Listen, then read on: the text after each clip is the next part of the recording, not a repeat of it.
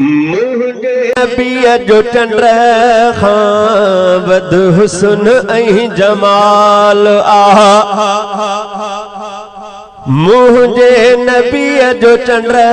खां वद हुस्न ऐं जमाल आ सूरत कमाल उन जी सीरत कमाल आ मुझे नबी जो चंड खां वद हुस्न ऐं जमाल आ मुझे नबी जो चंड खां वद हुस्न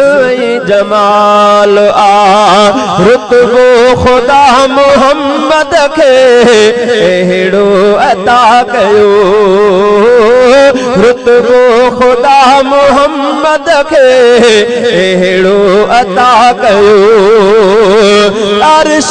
फरशत कोन को जंहिंजो मिसाल आ मुझे नबी जो चंड खां वद हुस्न ऐं जमाल आ दिल सां पढ़ो दुरूद सब उन पाक ज़ात ते उन पाक ज़ात ते दिल सां पढ़ो दुरूद सब उन पाक ज़ात ते बेशक दुरूद पढ़वे दोज़ख खंडाला मुझे नबी जो चंड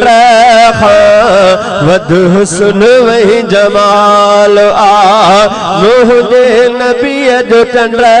खां वद हुस्न ऐं जमाल आ सूरत कमाल उन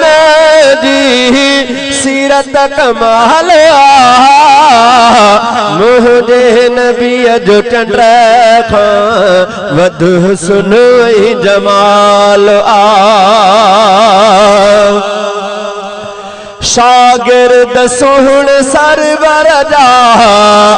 सच्चा रबा वफा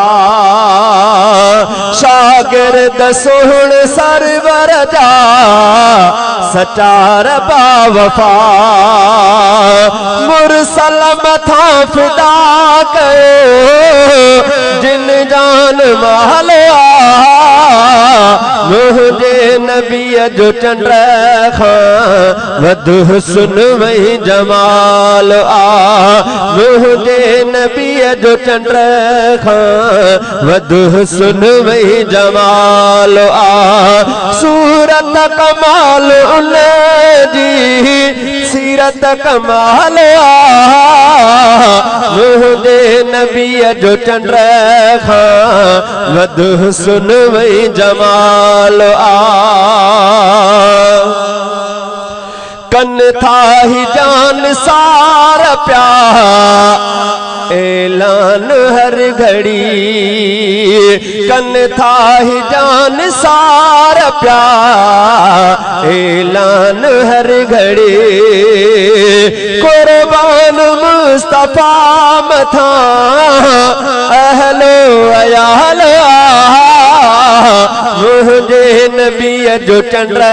खां वद हुस्न ऐं जमाल आ सूरत कमाल उन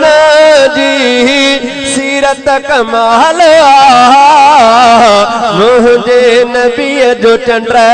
खां वद हुस्न ऐं जमाल आ मुझे नबी जो चंड खां वद हुस्न ऐं जमाल आ चाहत मझा खणी कलम अरबी जे इश्क में चाहत मझा खणी कलम अरबी जे इश्क में लिखियो अब्बास मुर्तज़ा सोहणो ही ख्याल मुझे नबी जो चंड खां वद हुस्न ऐं जमाल आ सूरत कमाल उन जी सीरत कमाल आ जो चंड खां वध हुस्न वई जमाल आ मुझे नबी जो चंड खां वध हुस्न वई जमाल।